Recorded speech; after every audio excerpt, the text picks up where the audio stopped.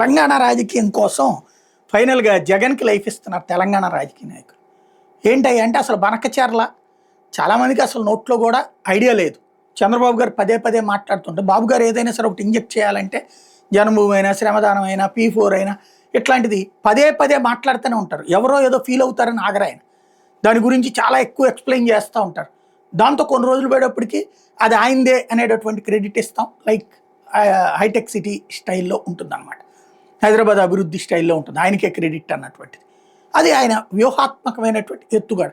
ఎవరో ఫీల్ అవుతారు పద్దాక మనం ఎట్లా మాట్లాడుతున్నాం అనేటటువంటి పిచ్చి పని ఏం చేయరు, ఆయన చాలా స్ట్రాటజిక్గా చేస్తారు.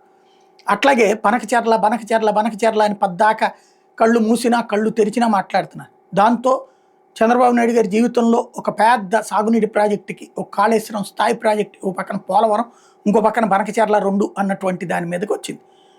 పోలవరం ప్రారంభించినోడు రాజశేఖర రెడ్డి, కాలువలు కట్టినోడు కూడా రాజశేఖర రెడ్డి. కానీ ఆ క్రెడిట్ పోలవరం పూర్తి చేసే క్రెడిట్ చంద్రబాబు అప్పుడు మిస్ అయింది. మధ్యలో జగన్ మిస్ చేసుకున్నాడు కాబట్టి మళ్ళీ చంద్రబాబు గారు టోటల్గా తను ఓన్ చేసుకునేటువంటి ప్రయత్నం చేస్తున్నారు. హైదరాబాద్లో హైటెక్ సిటీ ప్రారంభించింది ఆయన, కానీ ఆ తర్వాత ఆ స్థాయికి ఎదగడానికి కారణమైనటువంటి వాడు రాజశేఖర రెడ్డి, ఆ తర్వాత వచ్చినోడు. కానీ ప్రారంభించారు కాబట్టి ఆ క్రెడిట్ నాకే కావాలంటారు. అట్లాగే ఇక్కడ ప్రారంభించింది రాజశేఖర రెడ్డి, కానీ కొనసాగించింది నేను కాబట్టి ఆ క్రెడిట్ నాకే కావాలంటారు. అక్కడ ప్రారంభించినందుకు క్రెడిట్ కావాలి, ఇక్కడ కొనసాగించినందుకు క్రెడిట్ కావాలి. అది ఒక వ్యూహాత్మకమైనటువంటి కాన్సెప్ట్ ఆయన నడుస్తుంది. అయితే ఇప్పుడు తెలంగాణ వాళ్ళు దాన్ని ఎలాగా ఇక్కడ కేసీఆర్ వాళ్ళు ఓ పక్కన పాయింట్ రైజ్ చేస్తుంటే దాన్ని కంట్రోల్ చేయడం కోసం అని చెప్పేసి బీజేపీ ఏం చేసింది, అరవింద్ అది జగన్కి కేసీఆర్కి మధ్య కుదిరిన ఒప్పందం బనకచర్ల, అప్పుడు జగనే దాన్ని ఓకే చేయించాడని చెప్పింది. ఓకే చేస్తే DPR ఉండాలి కదా.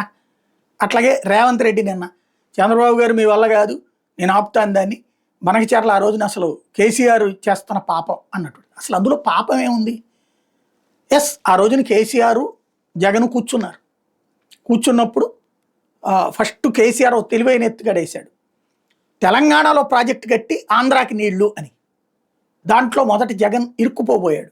బట్ ఆంధ్రాలోని ఇరిగేషన్ ఎక్స్పర్ట్లతో పాటుగా చాలామంది నాలాంటి వాళ్ళని కూడా చెప్పాం, ఇరుక్కుపోతున్నాం అక్కడ, తెలంగాణలో ప్రాజెక్ట్ కడితే ఆంధ్రాకి నీళ్ళు ఎందుకు వస్తాయి అన్నటువంటి మాట మాట్లాడాం. అప్పుడు జగన్ దాని నుంచి డ్రాప్ అయిపోయాడు. అప్పుడు వచ్చిన ప్రస్తావన బనకచర్లకు సంబంధించినటువంటి అంశం. మేము కాళేశ్వరం కట్టుకుంటాం, మీరు అడ్డుపడద్దు, మీరు బనకచర్ల కట్టుకోండి, బనకచర్ల నుంచి రాయలసీమకు నీళ్లు మళ్ళించుకోండి అని చెప్పాడు ఆయన.